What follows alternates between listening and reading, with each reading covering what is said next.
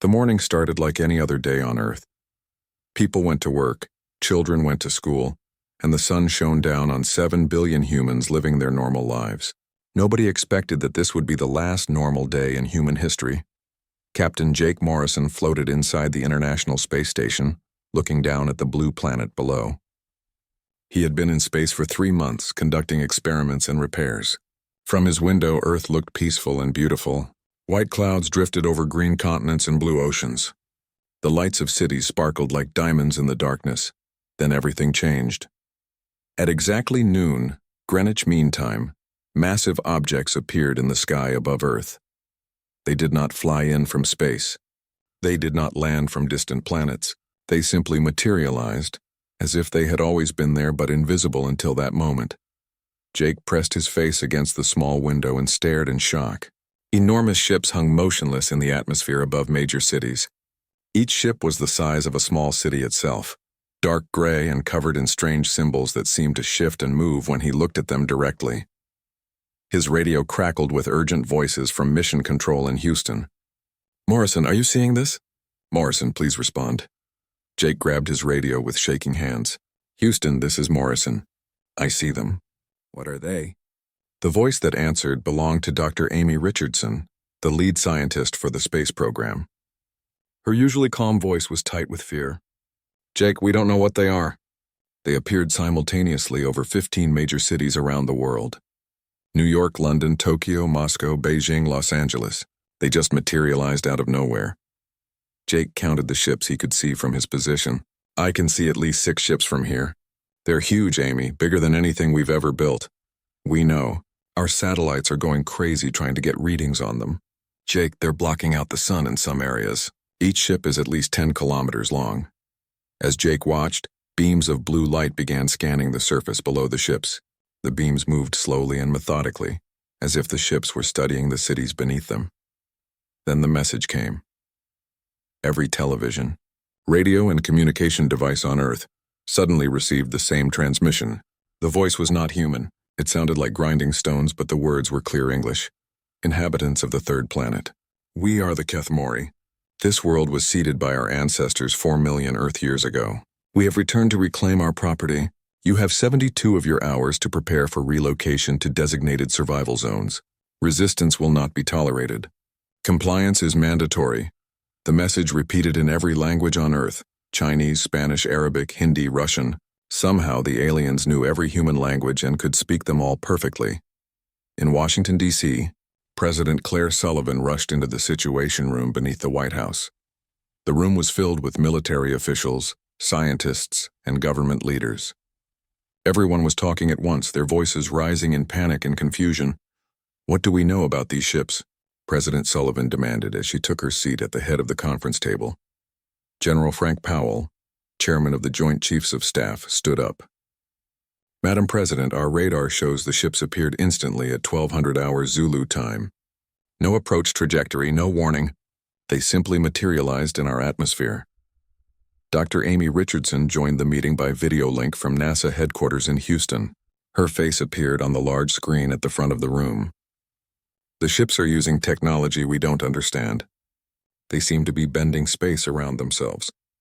Our instruments can barely get accurate readings. What do they want?" asked the Secretary of Defense. Amy looked grim. "They claim Earth belongs to them. They say their ancestors seeded this planet millions of years ago, and they've come to take it back. They want us to move to what they call survival zones while they restore the planet to its original state." "Original state?" President Sullivan asked. "We think they want to remove all traces of human civilization, cities, roads, buildings, everything we've built over the past few thousand years." The room fell silent as everyone absorbed this information. Finally, President Sullivan spoke. "How long do we have?" 72 hours, Amy replied. "Then they begin what they call relocation operations. And if we refuse?" Amy was quiet for a moment. "The message said resistance will not be tolerated. I think we can assume they mean they'll use force." Meanwhile, in New York City, chaos was spreading through the streets. People poured out of office buildings and apartments, staring up at the massive alien ship that hung above Manhattan like a dark cloud. The ship cast a shadow over most of the city. blocking out the sunlight and creating an eerie twilight in the middle of the day. Lieutenant Ben Carter stood on the roof of his apartment building in Brooklyn, watching the panic unfold below. He was home on leave from the Army, visiting his sister and her 2 young children. Now he watched as people ran through the streets, some carrying suitcases, others pushing shopping carts full of supplies. Cars jammed every street as people tried to flee the city. But where could they go? The news reports showed similar ships over every major population center on Earth. There was nowhere to run. Ben's phone rang. It was his commanding officer, Colonel Murphy. "Carter, report to Fort Hamilton immediately. We're recalling all personnel." "Yes, sir." "What's the situation?" "We don't know yet, but we're preparing for the worst. Get here as fast as you can." Ben looked down at the crowds of frightened people in the streets below. Children cried while their parents tried to stay calm. Elderly people sat on benches, too tired or confused to join the exodus. Police sirens wailed continuously as officers tried to maintain order. He had served in Afghanistan and Iraq, but Ben had never seen fear like this. This was not the fear of soldiers in battle. This was the fear of an entire civilization facing something beyond their understanding.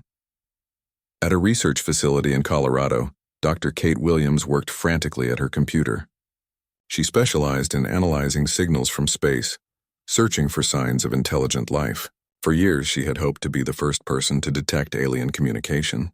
How she wished she had never found it. "Kate, look at this," said her assistant, Steve Martinez. He was a young engineer who had joined her team 6 months ago. "The signal isn't just coming from the ships. There's something else out there." Kate studied the data on her screen. "You're right. There are more ships probably in orbit around Earth. We can't see them, but they're broadcasting the same signal." "How many ships do you think they have?" Steve asked. Kate shook her head. "I don't know.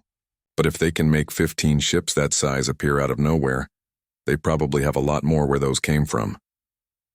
"What kind of technology could do that?" "Technology far beyond anything we have," Kate replied. "The energy readings from those ships are incredible. If they wanted to destroy us, they could probably do it in minutes. Then why give us 72 hours? Kate thought about this. Maybe they don't want to damage the planet. If they're here to reclaim Earth, they need it intact. Back on the space station, Jake Morrison received new orders from Mission Control. He was to observe the alien ships and report any changes in their behavior. He was also told to prepare for emergency evacuation if necessary. Jake almost laughed at that order. Evacuation to where? The escape pods could only reach Earth, and Earth was now occupied by hostile aliens. The space station only had supplies for another month. If this situation lasted longer than that, he would be stranded in space with nowhere to go. He floated back to the observation window and studied the alien ships through his telescope. They remained perfectly motionless, hanging in the sky like metal mountains. Occasionally, the blue scanning beams would sweep across the surface below, but otherwise the ships showed no activity. As the first day passed, governments around the world tried to coordinate a response. President Sullivan spoke with the leaders of Russia, China, Britain, France, and every other major nation. They all agreed on one thing: humanity would not surrender without a fight. But what kind of fight could they put up? The aliens had technology that could make city-sized ships appear out of thin air. They could speak every human language. They knew enough about Earth to find every major population center instantly. Dr. Amy Richardson worked through the night with a team of scientists, trying to learn everything they could about the alien ships. They analyzed every piece of data their satellites and instruments could gather. "We need to get closer to one of those ships," Amy told President Sullivan during a secure video call at 3 in the morning. "How do we do that?" the president asked. "We asked them for a meeting. If we're going to understand their technology, we need to see it up close." President Sullivan looked exhausted. She had not slept since the ships appeared. "Is that safe?" "Probably not, but it might be our only chance to find a weakness." The president thought about this for a long moment. It was an enormous risk, but they were running out of options. In less than 48 hours, the aliens would begin their relocation operations. If humanity was going to resist, they needed to know what they were up against. "Make the call," President Sullivan said. Amy composed a message and broadcast it to the alien ship over Washington, D.C. The alien representative arrived exactly 72 hours after the first message. A small craft descended from the massive ship over Washington, D.C., moving without making any sound. It landed on the south lawn of the White House while cameras from around the world watched every moment. The craft was unlike anything humans had ever seen. It had no visible engines, no wings, nothing that explained how it stayed in the air. The hull was smooth and dark, made of the same material as the larger ships. Strange symbols glowed along its sides, pulsing with blue light. A door opened in the side of the craft, though no one had seen any door there before. The alien that emerged was 8 feet tall and looked like a giant lizard that walked upright on 2 legs. Its skin was dark green and covered in scales that seemed to shift color slightly in the sunlight. Its eyes were yellow with no visible emotion behind them. The creature wore armor that appeared to be grown rather than manufactured. The armor plates moved smoothly as the alien walked, adjusting to its movements like a second skin. In its hand, it carried what might have been a weapon, though it looked more like a metal rod with crystal formations at one end. President Claire Sullivan met the alien in the Oval Office. She sat behind her desk with Dr. Amy Richardson, General Powell, and the Secretary of State beside her. Secret Service agents stood along the walls, though everyone knew their weapons would be useless against alien technology. The alien entered the room and stopped in the center. When it spoke, its voice was the same grinding sound they had heard on the radio, but now they could see that it came from somewhere deep in the creature's throat. I am Sub-Commander Drexnall of the Kethmori Reclamation Fleet. You will gather your population in the designated areas within the next 6 hours. You will bring only essential survival supplies. You will not resist this process. President Sullivan stood up slowly. She had practiced this moment in her mind for 3 days, but nothing had prepared her for the reality of facing an 8-foot-tall alien that considered her entire species to be in the way. Sub-Commander Drexnall, she said, keeping her voice steady. We need more time. Moving 7 billion people cannot be accomplished in 6 hours. The alien's yellow eyes focused on her with what seemed like mild interest. Time is not a factor in this equation. You will comply with the relocation schedule, or relocation will be accomplished through alternative methods. Dr. Amy Richardson stepped forward. Your message stated that this planet was seeded by your ancestors. Can you provide evidence of this claim? Drexnall looked at her the way a human might look at an insect that had started talking. Evidence is not required. This world belongs to the Kethmori by right of creation. Your species exists only because our ancestors permitted it. Then why didn't you return sooner? Amy pressed. Why wait 4 million years? We had other properties to reclaim. Other worlds required our attention first. Now this world is needed. You will relocate to the survival zones or you will be removed. President Sullivan felt her hands clench into fists. And if we refuse to relocate? Then your species will be eliminated, Drexnall said with no more emotion than if he had been discussing the weather. The choice is relocation or extinction. Choose quickly. The meeting lasted only 20 minutes. The alien provided coordinates for the survival zones, areas in remote deserts and frozen wastelands where humans would be permitted to exist. No cities, no technology, no civilization, just bare survival while the Kethmori restored Earth to what they called its natural state. When the meeting ended, Drexnall walked back to his craft and lifted off without a sound. President Sullivan watched from the window as the small ship disappeared into the massive vessel above. That evening, President Sullivan addressed the world from the Oval Office. She stood behind the presidential podium with the American flag behind her, but she spoke for all of humanity. My fellow human beings, she began. Today I met with a representative of the alien force that has taken position above our cities. They have given us an ultimatum. Abandon our homes, our cities, our entire civilization, and move to designated camps in remote areas of the planet. Or face extinction. She paused and looked directly into the camera. I want you to know that the United States of America will not comply with this demand. We will not abandon our freedom. We will not surrender our rights. We will not bow down to these invaders no matter what technology they possess. Around the world, other leaders made similar speeches. The Prime Minister of Britain, the President of France, the Chancellor of Germany, the leaders of Japan, India, Brazil, and dozens of other nations. All delivered the same message. Humanity would not surrender. The Kethmori response came at dawn the next day. Lieutenant Ben Carter was in Central Park when the attack began. He had been ordered to help with the evacuation of Manhattan, though most civilians had already fled the city. Now he stood with 40 soldiers, watching the massive alien ship that hung motionless above them. Without warning, A beam of red energy shot down from the ship. It struck the Chrysler Building, and the famous Art Deco tower simply vanished. Not destroyed, not collapsed, but gone completely as if it had never existed at all. Ben grabbed his radio. "All units, this is Carter. The aliens are attacking. They just erased the Chrysler Building." More red beams lanced down from the ship. The Empire State Building disappeared. Then the United Nations headquarters. One by one, the landmarks of New York City were being deleted from existence. But then Ben noticed something strange.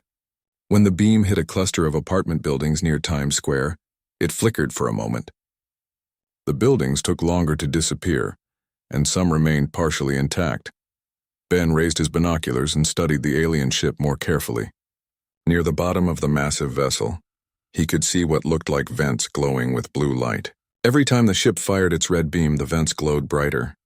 "They're overheating," Ben said to himself. He grabbed his radio and called NASA. "Dr. Richardson, this is Lieutenant Carter in New York. I think I found something important." Amy's voice came back through heavy static caused by the alien energy weapons. "What is it, Ben?" "The ships have cooling vents. When they fire that deletion beam, the vents glow brighter. I think they're generating too much heat. Can you get me more details on those vents?" "I'll try," Ben said.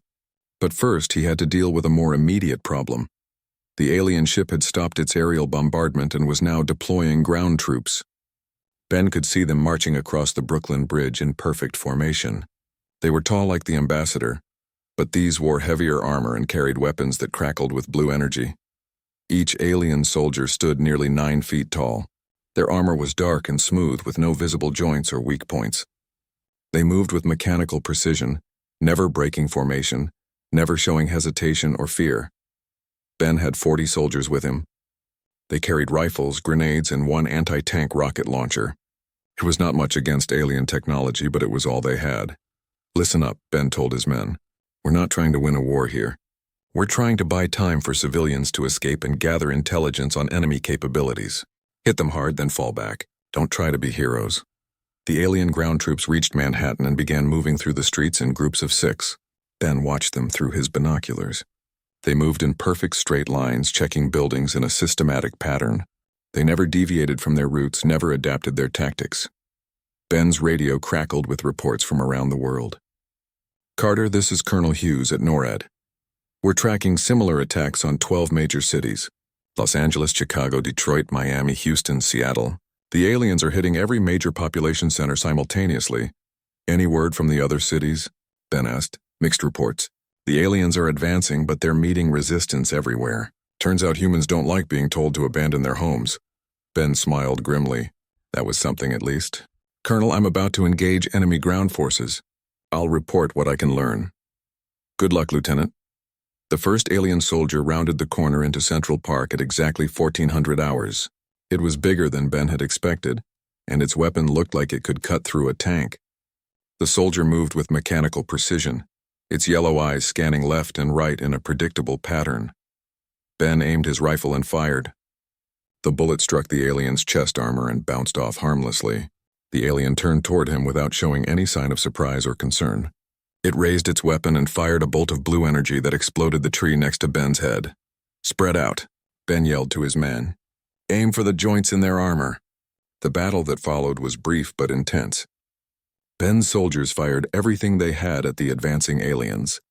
Most of their bullets were useless against the armor, but occasionally someone would hit a spot where the armor plates met and the alien would stumble or fall. But for every alien they managed to damage, 2 more appeared to take its place. Soon Ben was down to 20 men, then 15, then 10. "Fall back to position 2, he ordered. "Move." As they retreated, Ben noticed something important. The aliens always advanced in straight lines. They always took cover in the same spots. They never changed their tactics based on what the humans were doing. They fought like robots following a program. 3 months had passed since the Keth Mori arrived. What was left of New York City looked like a battlefield from an ancient war. Most of the skyscrapers were gone, either erased by alien deletion beams or destroyed in the fighting that followed. Rubble filled the streets where proud buildings had once stood. But in the ruins, something unexpected was growing. Human resistance. Lieutenant Ben Carter crouched behind the twisted remains of a city bus in what used to be Times Square. His military uniform was torn and dirty. His face bore scars from 3 months of constant fighting, but his eyes were alert and focused on the task ahead. 12 other fighters waited behind him for his signal. They were not the same soldiers he had started with 3 months ago. Most of those men were dead now. These were ordinary people who had learned to fight. Mary Collins had been a high school teacher. Tony Rodriguez had worked as a car mechanic. Jill Henderson was a nurse who now spent more time treating gunshot wounds than anything else. "Remember the pattern," Ben whispered to his team. "Alien patrol comes through here every day at exactly 2 o'clock. 6 soldiers, same formation every time. We hit them fast, take their weapons, and disappear before backup arrives." Mary checked her rifle. It no longer looked like any weapon the Army had issued. Tony had modified it over the past month, rebuilding the firing mechanism to use alien power cells they had captured from previous battles. The bullets could now pierce Kethmori armor. "Movement spotted," whispered Tony from his position across the street. "Here they come, right on schedule." The alien patrol moved down what used to be Broadway in their usual formation. 6 tall reptilian soldiers in perfect diamond shape. They carried the same energy weapons. They checked the same buildings in the same order they had checked every day for the past 2 weeks. After 3 months of fighting, humans had learned that the Kethmori never changed their routines. They were predictable in ways that their superior technology could not make up for. Ben counted down silently with his fingers. 3, 2, 1. The attack was swift and brutal. 12 humans appeared from hiding spots that had been prepared days in advance. Modified weapons fired armor-piercing rounds. Improvised explosive devices detonated at precisely calculated moments. In less than 30 seconds, all 6 alien soldiers were dead or disabled. "Grab their gear and move," Ben ordered. "Support troops will be here in exactly 4 minutes." This was how humans fought now. Quick strikes followed by immediate withdrawal. Take whatever they could use, learn whatever they could learn, and never stay in one place long enough for the aliens to respond effectively. In 3 months of war, humanity had learned many painful lessons. The aliens were stronger, had better weapons, and possessed technology that seemed almost magical. But they also had weaknesses that were becoming clearer with each battle. Dr. Kate Williams had moved her research operation underground. She now worked in an abandoned subway tunnel beneath Washington, D.C. The Kethmori had destroyed most of the city above, but they seemed unaware of the extensive tunnel systems below major cities. Kate's team had grown from 2 people to over 50. They were scientists, engineers, computer programmers, and anyone else who could help figure out how alien technology worked. They had become experts at taking apart captured Kethmori equipment and understanding its principles. "Kate, you need to see this," said her assistant Steve Martinez. He held up a piece of alien armor that they had been studying for weeks. "I think I understand why their protection is so effective." Kate examined the armor segment under a microscope. It was smooth and dark, but up close she could see it was incredibly complex. "What did you discover?"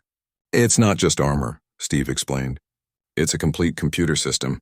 Each piece communicates with every other piece through microscopic connections. When one section takes damage, the impact is distributed across the entire suit." Kate thought about this discovery. So if we could disrupt the communication between armor sections, the protective field would collapse, Steve finished. The armor would become just metal plates instead of an integrated defense system. Kate smiled for the first time in weeks. "How do we disrupt the communication?" Steve pointed to a device they had built from captured alien components. "Electromagnetic pulse. A focused EMP burst should scramble their armor's internal systems for about 90 seconds. 90 seconds, Kate repeated. That's long enough to kill them. She immediately got on the radio to contact resistance cells around the world. "This is Kate Williams broadcasting on emergency frequency. I have critical intelligence on enemy armor systems. Electromagnetic pulse weapons will disable their protection for approximately 90 seconds. Responses came back from dozens of locations. Resistance fighters in the ruins of Los Angeles, hiding in tunnels under London, operating from mountain bases outside Tokyo. All of them desperate for any advantage they could get against their technologically superior enemies. In the Rocky Mountains of Colorado, Colonel Sam Hughes commanded the largest resistance base in North America. 8,000 people lived in natural caves and abandoned mine shafts hidden from Kethmori aerial patrols. Half were trained fighters. The other half were civilians who kept the base functioning. Sam had served in the military for 25 years before the invasion. He thought he understood warfare. But this conflict was unlike anything in human history. This was not about capturing territory or destroying enemy forces. This was about the survival of the human species. "Daily report," he said to his intelligence officer, Captain Diana Foster. "Enemy forces control approximately 60% of major population centers," Diana reported. "But they're having significant difficulty with rural and mountainous areas. Their technology seems designed for conventional warfare, not guerrilla operations." "What about enemy numbers?" Sam asked. "Difficult to estimate precisely. We believe they have roughly 70,000 ground troops on the planet. Maybe twice that, including ship crews and support personnel." Sam nodded thoughtfully. "Against 6 billion remaining humans. 5.5 billion now," Diana corrected quietly. "Casualty estimates suggest they've killed about 500 million people in 3 months." Sam was silent for a moment. 500 million people dead in 3 months. But 5.5 billion were still alive, and many of them were learning to fight back effectively. "What about supplies and logistics?" he asked. "This is interesting," Diana said, consulting her notes. "We think the aliens are having supply problems. Our attacks on their transport convoys are working. They're repairing equipment instead of replacing it, which suggests they have limited resources." This was important information. The aliens were not the unlimited force they had seemed to be 3 months ago. They had constraints and limitations just like any military force. In Los Angeles, Tony Rodriguez had become a master at adapting human technology to work with alien power sources. He operated from a hidden garage beneath the destroyed city. His team had learned to disassemble Kethmori equipment and rebuild it for human use. "Hand me that power coupling," Tony said to his assistant, Rachel Kim. She had been a software engineer before the war began. Now she was learning to be a weapons technician. Tony was working on a new weapon system. It looked like a standard rocket launcher, but it fired bolts of alien energy instead of explosive missiles. The energy projectiles could punch through the hull of a Kethmori transport vehicle. "How many of these can we build with current materials?" asked Rachel. "With the components we have now, maybe 30, Tony replied. "But if we can capture more alien equipment in the next major operation, we can arm an entire company," Rachel finished. That was the strategy developing across human resistance movements. Capture alien technology and turn it against its creators. Use their own advanced weapons to fight back. The approach was working, slowly but steadily. In Seattle, Nurse Jill Henderson operated a field hospital in the basement of a destroyed shopping center. She had no proper medical supplies, so she had learned to adapt alien medical technology for treating human patients. Kethmori healing devices were designed for reptilian biology, but Jill had figured out how to modify them for human physiology. An alien medical scanner could detect internal injuries that human doctors would miss.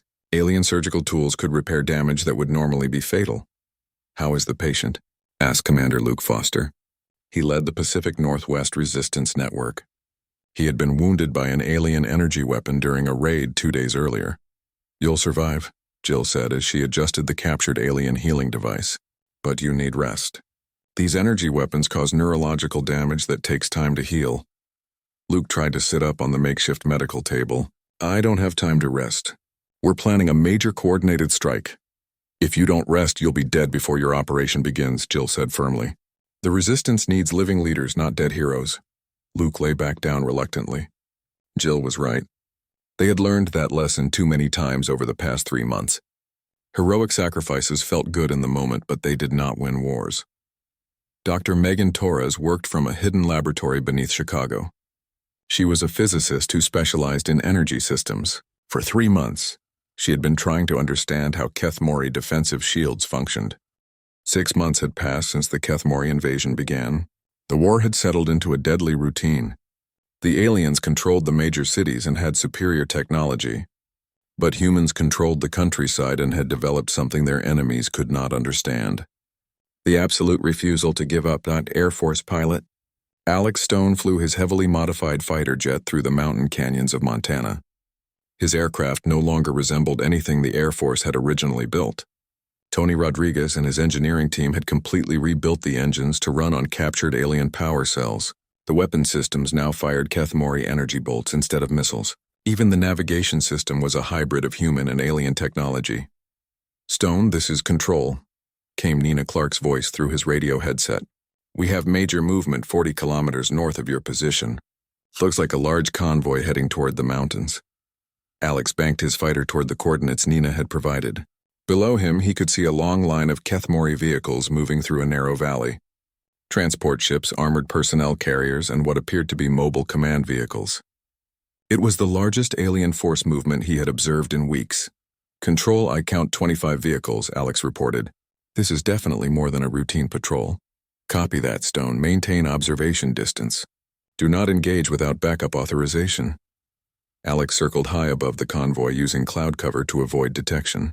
His fighter was nearly invisible to alien sensors thanks to modifications Dr. Megan Torres had developed. But as he watched the convoy's movement, he realized where they were heading. The aliens were moving toward the Colorado Mountains, toward Colonel Sam Hughes's main resistance base. "Control, they're heading directly for Mountain Base," Alex said urgently into his radio. "I think they've located Sam's position." There was a long pause before Nina's voice came back, tight with concern. "Stone, you need to warn them immediately." "We can't reach Mountain Base on normal radio frequencies. There's some kind of interference blocking our signals." Alex pushed his engines to maximum power and raced toward Colorado. But he was 60 kilometers away from the resistance base. The alien convoy would reach the mountains in less than an hour. Even at full speed, Alex might not arrive in time to warn them. In the Rocky Mountains of Colorado, Colonel Sam Hughes was conducting a planning session with his senior staff. They were preparing their most ambitious operation yet, a coordinated strike against 3 major Kethmori installations simultaneously. 8,000 resistance fighters would attack at exactly the same moment, using every technique they had learned in 6 months of warfare. "Success depends entirely on precise timing," Sam explained to his commanders. "We hit all 3 targets within a 15-minute window. The aliens won't be able to reinforce each other if we move fast enough." Captain Diana Foster studied the tactical maps spread across their planning table. "What about their air support capabilities?" "Megan Torres has completed construction of 30 electromagnetic pulse devices," Sam replied. "We'll use them to create safe zones for our ground assault teams." Unknown to the resistance leaders, Kethmori forces were already climbing the mountain trails below their base. War Commander Vexthul was personally leading this attack, determined to eliminate the largest human resistance stronghold once and for all. The first warning came from a forward observation post on the mountain's eastern slope. Marine sniper Dan Brooks was positioned in a carefully camouflaged hide overlooking the main access trail. He had been watching the same route for 4 weeks without seeing anything more dangerous than wild animals. Today was different. Through his telescopic sight, Dan spotted movement in the forest below. Kethmori soldiers advancing in their characteristic perfect formation. But there were far more of them than Dan had ever seen in a single operation. "Control, this is Brooks," he whispered into his radio. "I have visual contact with hostile forces." Multiple alien soldiers advancing up the eastern trail. "I count at least 80 individuals." The response came from Diana Foster in the command center. "Brooks, are you certain of that number?" 80 soldiers? "Confirmed." "And I can see more movement behind them. This is a major assault force, not a routine patrol." Diana immediately activated the base alarm system. Throughout the mountain complex, 8,000 resistance fighters dropped what they were doing and moved to predetermined defensive positions. They had planned and trained for this scenario, but they had hoped it would never become reality. Sam Hughes climbed to the highest observation point and surveyed the approaching threat through powerful binoculars. What he saw made his heart sink. The alien force was not just large, it was massive. Hundreds of soldiers supported by flying attack craft and heavy armored vehicles. This was not a patrol that had accidentally discovered their base. This was a full-scale military operation designed to wipe them out completely. "How did they find us?" asked Diana as she joined him at the observation post. "That doesn't matter now," Sam replied grimly. "We have to hold them off long enough for non-combat personnel to evacuate." But there was nowhere to evacuate to. The mountain base was completely surrounded. The aliens had planned this operation carefully and thoroughly. Alex Stone's fighter jet screamed through the sky toward Colorado. He could already see smoke rising from the mountains ahead, which meant the battle had begun. He was too late to prevent the attack, but he might still be able to help. Any station, this is Alex Stone," he broadcast on all emergency frequencies. "Mountain base is under heavy assault. Repeat, mountain base is under coordinated attack by major enemy forces. Responses came back from resistance cells around the continent. Everyone wanted to help, but most were hundreds of kilometers away. The nearest backup forces were in Denver, and they were still 4 hours from reaching the mountains. Alex reached the battle zone and immediately understood the scope of the fighting below. Dozens of alien aircraft filled the sky. Energy weapons lit up the mountainside like a deadly fireworks display. In the center of the chaos, 8,000 humans fought desperately against overwhelming odds. Alex dove his fighter toward the largest alien gunship. His energy cannons fired repeatedly, punching holes through the enemy craft's armor plating. The gunship exploded in a brilliant fireball and crashed into the mountainside. "This is Alex Stone to Mountain Base," he broadcast. "I'm here to provide air support." "Where do you need me most?" Sam Hughes's voice came back immediately through heavy static. "Stone, they've broken through our eastern defensive line. We're falling back to secondary positions." Alex could see human fighters retreating up the mountain slopes, pursued closely by alien ground forces. The resistance fighters moved in small groups, using natural cover effectively, but there were simply too many enemies to hold back. "I'm going to try to disrupt their advance," Alex said. He brought his fighter down to treetop level and strafed the alien soldiers with energy fire. Several enemies went down, but more immediately took their places. On the ground, the fighting was desperate and chaotic. Beth Morgan had been a high school English teacher before the invasion. Now she commanded a squad of 20 fighters defending a critical mountain pass. Her weapon was a modified alien energy rifle.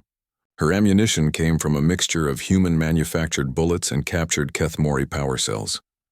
"They're advancing up the north slope," shouted one of her fighters, a teenager named Kevin, who had learned combat skills in the ruins of Denver. Beth looked through her rifle scope and saw alien soldiers climbing the rocky slope in perfect formation.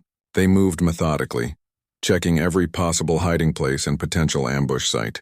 There was no way her small force could stop them all. "Fall back to position 3, Beth ordered. "Activate the mines when you reach safety." Her team had spent weeks preparing the mountainside with improvised explosive devices built from alien technology.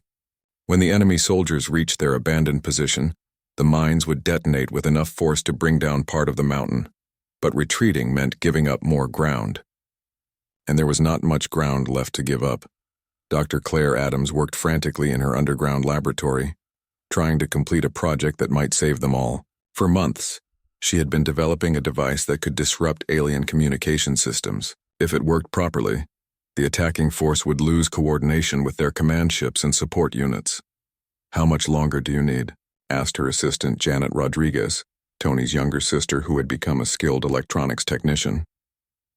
"Maybe 15 minutes, Claire replied, as she adjusted the device's frequency settings. "Possibly 20. "We might not have that much time," Janet said, monitoring battle reports from the surface. The aliens had broken through 3 more defensive perimeters in the past hour. Claire worked faster, her hands moving quickly over the complex controls. The device was almost ready. She just needed to calibrate the transmission frequency to match Keth-Mori communication protocols. But one incorrect setting could render the entire system useless. Outside her laboratory, she could hear explosions getting steadily closer. The aliens were winning. War Commander Vexthul established his field command post on a captured mountainside position, watching his forces advance steadily upward. The human resistance base would fall. 1 year after the invasion began, War Commander Vexthul stood before a holographic display showing the entire planet Earth. Red markers indicated areas under Keth-Mori control. Blue markers showed known human resistance bases. The red markers covered most major cities and industrial centers, but the blue markers were scattered everywhere else across the globe. And there were more blue markers appearing every week. Intelligence report. Vexthul commanded his chief analyst. "Human resistance has increased by 60% in the last 4 months, the officer replied. "They have established new operational bases faster than we can locate and destroy them. Current estimates suggest over 1,500 separate resistance cells operating worldwide." Vexthul studied the tactical display with growing frustration. Status of their technology development? "They continue to adapt our equipment for their own use at an alarming rate. Some of their weapons are now equivalent to our own systems. Their communication networks span every continent. They have developed tactics that our strategic computers cannot predict or counter effectively. This was not how the conquest of Earth was supposed to proceed. By now, the planet should have been completely pacified. The human population should have been relocated to designated zones. Instead, the fighting had spread to every continent and showed no signs of ending. "Prepare the fleet for final sterilization protocol," Vexthul ordered.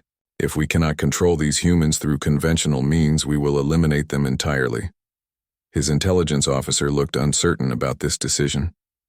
"Commander, that protocol requires destroying most of the planet's surface infrastructure. The world would not be suitable for our colonization purposes. Better a dead world than one in permanent rebellion." Vexthul replied coldly. "These humans will never submit. They must be eliminated completely." Meanwhile, deep in the abandoned subway tunnels beneath New York City, engineer Matt Sullivan coordinated humanity's most desperate and ambitious project.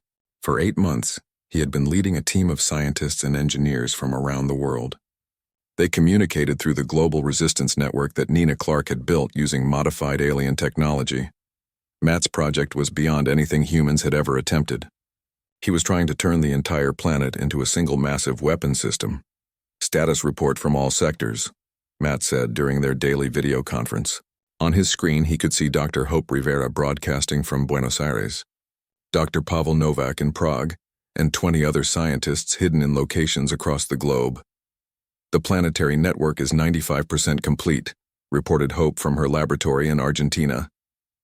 "We have successfully connected power grids on all 6 inhabited continents using modified alien energy transmission systems," Pavel added from Prague. "The shield generator network is functioning beyond our original projections. We can now create protective barriers over areas up to 100 square kilometers." Matt nodded approvingly. "What about the offensive weapon systems?" "This is where it gets exciting," said Dr. Lisa Chang from her concealed laboratory in Hong Kong. "We can turn the aliens' own weapons against their ships, but only if we achieve perfect coordination across the entire network." For months, resistance cells around the world had been secretly installing components of Matt's planetary defense system. They used captured alien technology to create a global weapon and shield network that the Kethmori did not know existed. Every resistance base, every hidden laboratory, every secret tunnel was now connected to the same massive system. The strategy was simple in concept, but incredibly complex to execute. When the aliens launched their final extermination assault, humanity would transform Earth itself into one enormous weapon and defense platform.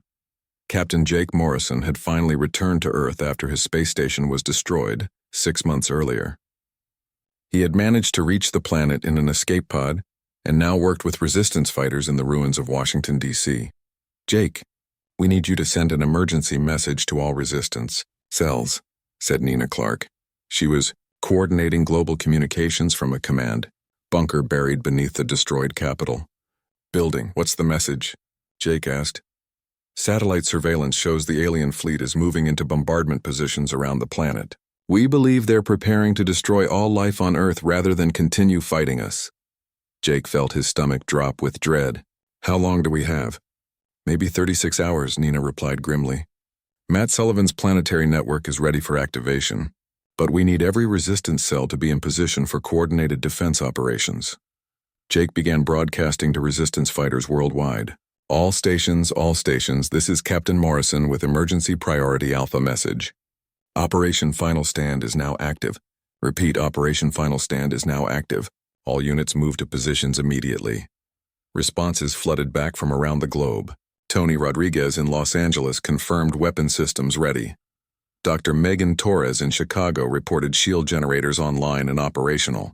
Colonel Sam Hughes now operating from a new base in Wyoming after escaping the Colorado mountain battle.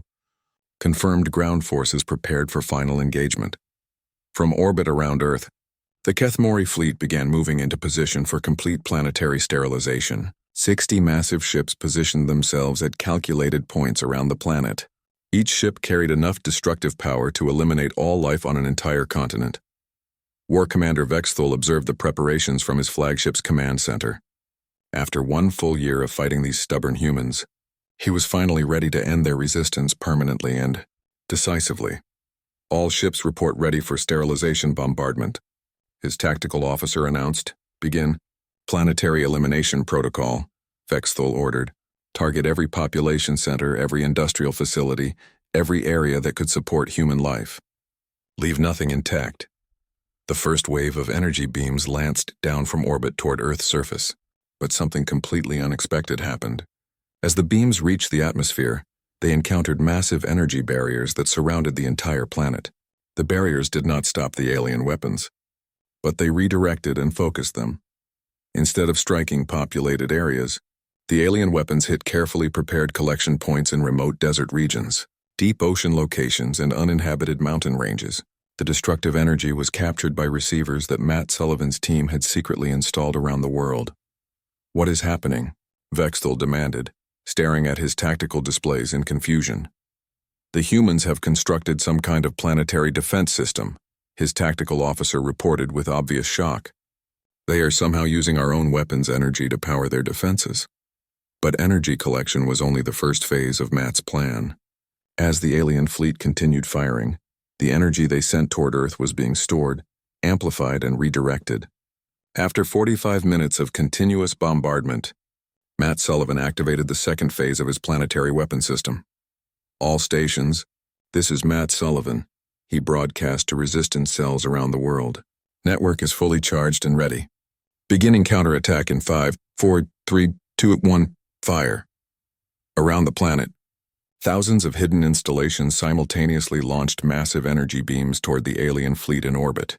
The beams were powered by the aliens' own weapons, amplified by human engineering, and focused with deadly precision by the combined intelligence of 5 billion people working together. The effect was devastating beyond anything either side had expected. The first alien ship struck by the coordinated barrage simply vaporized in a brilliant flash of light. The second ship lost all power and began falling toward Earth's surface. The third ship's defenses failed completely, leaving it helpless against follow-up attacks. War Commander Vexthal watched in absolute amazement as his fleet came under attack from the planet itself. "How is this possible?" he asked in disbelief. His science officer studied the sensor readings with growing alarm. "Commander, the humans have somehow turned the entire planet into a single coordinated weapon system. They are using our own energy against us with amplification factors we did not know were possible." "This is impossible," Vexthal stated. "No species could coordinate such a complex technological system across an entire world." But it was happening before his eyes. Ship after ship in his fleet was being destroyed or severely damaged. The attacks were becoming stronger and more accurate as more energy was fed into the human planetary network. On the surface of Earth, resistance fighters watched the sky fill with explosions as alien ships were destroyed one after another. In his command tunnel beneath New York, Matt Sullivan monitored the network's performance with growing amazement. Everything was working better than they had dared to hope. "Status report from all grid sectors," Matt requested. "North American power grid operating at 120% efficiency," reported Tony. "Rodriguez, European network stable and fully operational," added Dr. Pavel.